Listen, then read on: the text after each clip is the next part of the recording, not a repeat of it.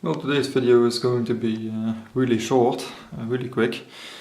As an exception to the rule where I say it's a quick video and it's definitely not. But yeah, this is the other end of that Yamaha tape deck that I've recently showed you. This is the actual CD player that came in the same form factor, as you can see. And yeah, there's a CD in it right now. I'm going to start it, see what it does, if it does anything at all.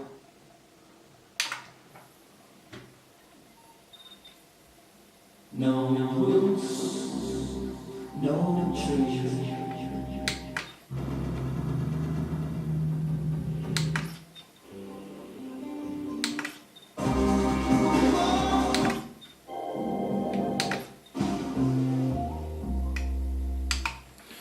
And as you can hear, that's working fine.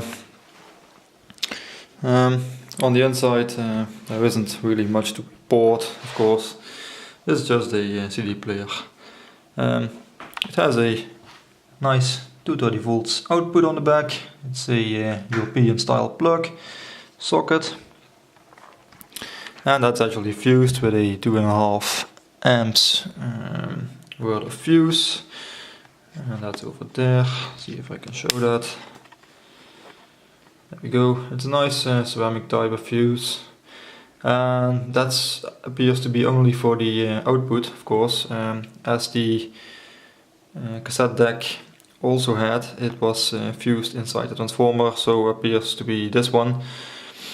This is also fused in the transformer, I believe, so there's no other fuse, or that fuse is not for the internal electronics of this device itself. So that's it. Yeah, not really much to report. These devices over here with the heatsink get really hot. You almost burn your fingers while touching them. Of course, it's not wise to do so with 230 volts unshielded right next to you, but yeah, I couldn't help myself. It's burning hot, they get burning hot, but that appears to be a design issue, or it's accepted, I don't know. Device seems to work fine. Capacitors in this kind of device, well, in this type of device is mostly Elna branded capacitors, and also consists of some Nichikan capacitors. Some components are mounted on a bit of a weird angle. As you can see, that crystal is certainly at 45 degrees.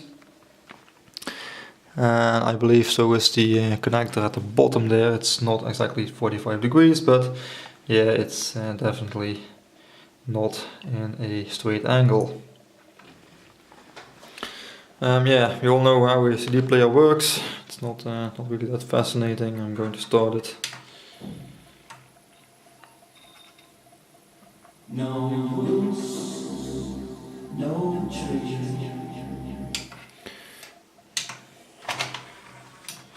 As you can see, there's some nicotine deposit on here, some nicotine smoke deposit. So yeah, this has definitely been in a smoker's house.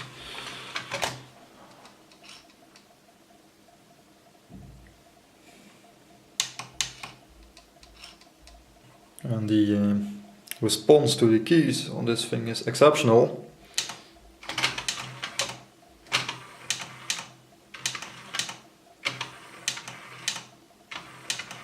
As you can see, you can actually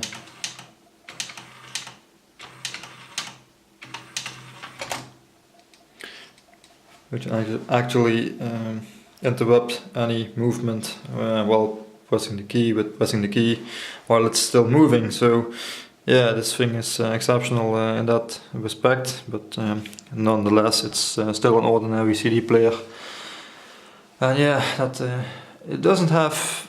What's amazing to me, well, what amazes me, that's what I mean to say, is that it doesn't have a shuffle or a repeat option. I can't seem to find a button on the front that actually is labeled such, other than the fast forward and track reverse and what is it? Skip tracks buttons, I should say. and the stop and play and pause button, but that's it. There's no further functionality to be found on this thing. And yeah, that's a bit of a disappointment, certainly after the watching the tape deck, which had a lot of functionality. And also this one, what this thing lacks, if you probably have noticed already, it doesn't have that nice labeling on the board, which makes it easy for you to troubleshoot it. It just has some abbreviations on the board, some letters D, some stuff is labeled EFM, whatever that means. It does have the nice little details as the little cable guards here, and also on the board and on the main input board here. There's also one of these brown cables. It's actually brown wires. It's actually a guard to keep cables away. But that's it. It's very Spartan inside. Of course, well, this thing is certainly of age. It didn't take a lot of. Oh man, Jesus, my English is breaking up again. It doesn't take a lot of electronics to run a CD nowadays, and it didn't back then already. So yeah, as you can see, there's some devices mounted in SMD form on the other side of the PCB. But that's it. It has a optical output, which I've connected up with a homemade cable. This is actually made of a piece of optical cable that's used for sensors at work, and I've drilled through some cover plugs for these type of inputs or outputs, depending on what device you have, and I've connected that cable up myself, and that actually works pretty well. Other than that, there's just a system connectors for when this thing is stacked in a tower with other devices from Yamaha, I presume. And of course the hinge connectors, or whatever you call them in English, I have no idea. We call them tulip connections here in the Netherlands. And this is the model of it.